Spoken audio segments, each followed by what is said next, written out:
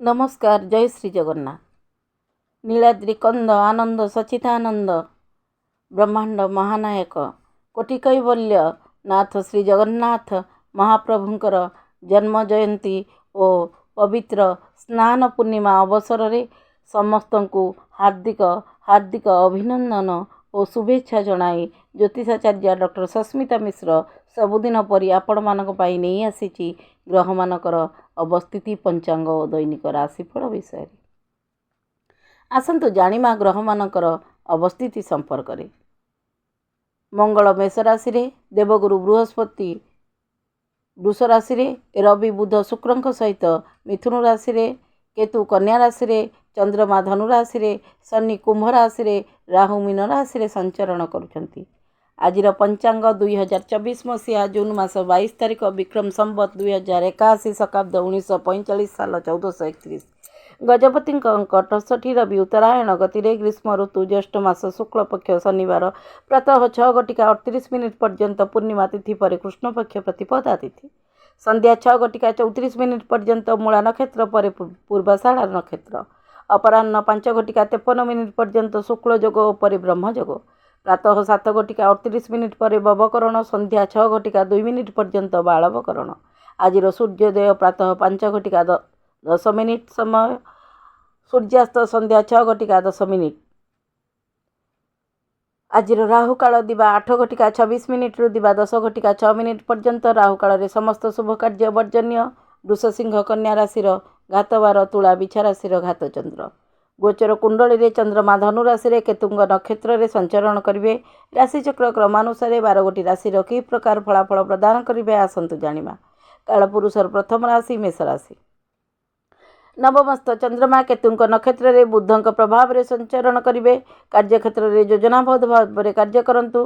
कार्यक्षेत्र रे उच्च अधिकारी कथा को सम्मान दियंतु। पितामातांक कथा को गुरुत्व दियंतु। विपरीत परिस्थितिर धैर्यर सहित मुकाबिला करंतु। निजर बुद्धि बल रे समस्या समाधान करिपारिबे। धार्मिक कार्य रे योगदान करिपारंती। काहाकू करज दियंतु नाही एवं वाहन चलाचल रे सावधानता अवलंबन करंतु। दाम्पत्य जीवन रे मतभेद सृष्टि हेब। दिनटी को सुखमय करबाकू हनुमान चालीसा और बजरंग बाण पाठ कर। वृष राशि अष्टमस्त चंद्रमा केतुंग नक्षत्र रे शनिदेव प्रभाव रे संचरण करिवे। कार्यक्षेत्र रे योजनाबद्ध भाव रे कार्य करंतु। एकाग्रता सहित किछि समय प्रभुंक पदारविंद ध्यान करंतु। कार्यक्षेत्र रे परिवर्तन करंतु नाही। वाद विवाद ठुरु दूरे रुहंतु। गृह साज सज्जा पई व्यय करि पारंती। जीवन साथी सहित मतभेद सृष्टि होई पारे। स्वास्थ्य रे समस्या सृष्टि हेब। सावधान रुहंतु। दिनटी को सुखमय करबाकू प्रातः काल रे हनुमान को श्रीफल भोग दियंतु। मिथुन राशि सप्तमस्त चंद्रमा केतुंग नक्षत्र रे चंद्रमा का प्रभाव रे संचरण करिवे। सावधानता अवलंबन करंतु। समस्त ठारू शुणंतु मात्र किछि कुहंतु नाही। जीवन साथी को सम्मान दियंतु। माता को सम्मान दियंतु। धैर्यर सहित कार्य करंतु। तरबरिया भाव में कौनसी निष्पत्ति नियंतु नाही। आर्थिक क्षेत्र में समस्या सृष्टि होई पारे। निजर अहं भाव विभिन्न समस्या सृष्टि करि पारे। समाज रे प्रतिष्ठा बुद्धि पाइब।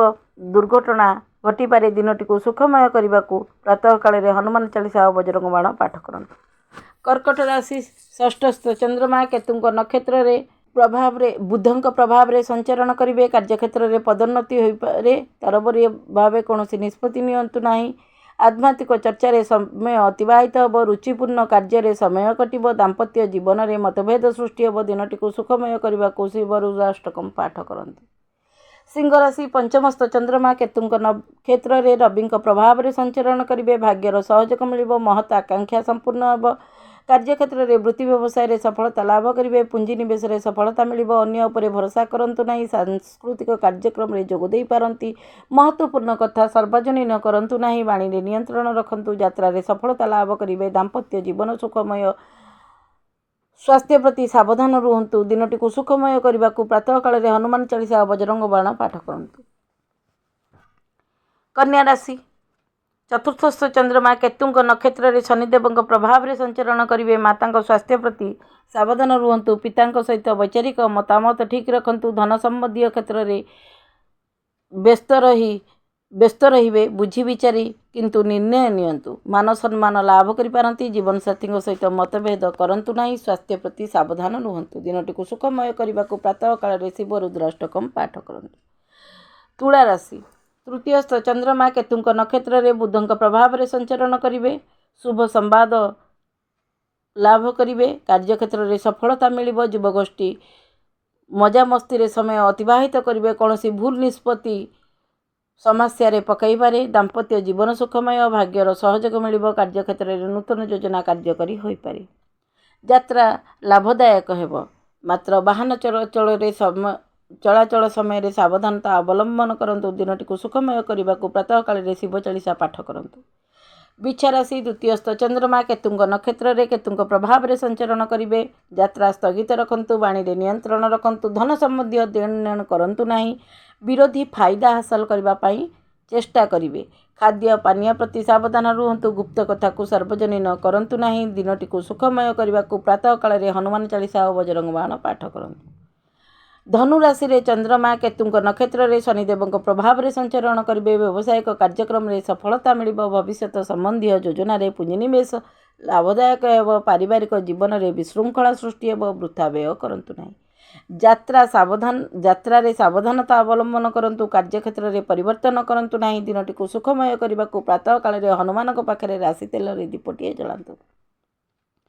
ମକର ରାଶି। ଦ୍ୱାଦଶସ୍ଥ ଚନ୍ଦ୍ରମା କେତୁଙ୍କ ନକ୍ଷତ୍ରରେ ରାହୁଙ୍କ ପ୍ରଭାବରେ ସଞ୍ଚରଣ କରିବେ। କାର୍ଯ୍ୟକ୍ଷେତ୍ରରେ ଛୋଟ ଛୋଟ ସମସ୍ୟା ସୃଷ୍ଟି ହୋଇପାରେ। ପୂର୍ବରୁ ଥିବା ସମସ୍ୟାର ସମ୍ମୁଖୀନ ହେବାକୁ ପଡ଼ିପାରେ। ମାତ୍ର ଶାନ୍ତ ରୁହନ୍ତୁ। ଧୈର୍ଯ୍ୟର ସହିତ କାର୍ଯ୍ୟ କରନ୍ତୁ। ରୋଜଗାର ସମ୍ବନ୍ଧୀୟ ଶୁଭ ସୂଚନା ମିଳିପାରେ। କାହାକୁ କରଜ ଦିଅନ୍ତୁ ନାହିଁ। ପଡ଼ୋଶୀଙ୍କ ସହିତ ବାଦ ବିବାଦ ସୃଷ୍ଟି ହୋଇପାରେ।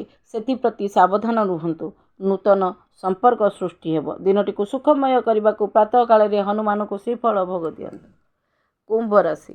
ଏକାଦଶସ୍ଥ ଚନ୍ଦ୍ରମା କେତୁଙ୍କ ନକ୍ଷତ୍ରରେ ଶନିଦେବଙ୍କ ପ୍ରଭାବରେ ସଞ୍ଚରଣ କରିବେ। ଭାଗ୍ୟର ସହଯୋଗ ମିଳିବ। ପ୍ରତ୍ୟେକ କ୍ଷେତ୍ରରେ ଧୈର୍ଯ୍ୟର ସହିତ କାର୍ଯ୍ୟ କରନ୍ତୁ। ପୁଞ୍ଜିନିବେଶ ନୂତନ ଯୋଜନାରେ କରିପାରନ୍ତି। ପାରିବାରିକ ଜୀବନରେ ସମୟ ଦିଅନ୍ତୁ ବା ପରିବାରକୁ କିଛି ସମୟ ଧ୍ୟାନ ଦିଅନ୍ତୁ। ଧୈର୍ଯ୍ୟ ଧରନ୍ତୁ। ବ୍ୟବସାୟିକ କ୍ଷେତ୍ରରେ ପରିବର୍ତ୍ତନର ଯୋଗ ରହିଛି।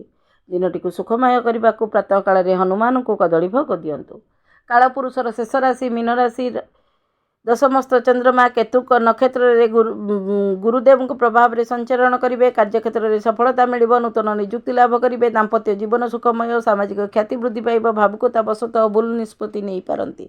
ବିଦେଶ ଯାତ୍ରା କରିପାରନ୍ତି। ବିଦ୍ୟାର୍ଥୀ ସଫଳତା ଲାଭ କରିବେ। ଦିନଟିକୁ ସୁଖମୟ କରିବାକୁ ଶ୍ରୀ ବିଷ୍ଣୁ ଭଗବାନଙ୍କୁ ପ୍ରାର୍ଥନା କରନ୍ତୁ। ଏ ଥିଲା ମେଷଠାରୁ ମୀନ ପର୍ଯ୍ୟନ୍ତ 12ଟି ଯାକ ରାଶିର ରାଶିଫଳ।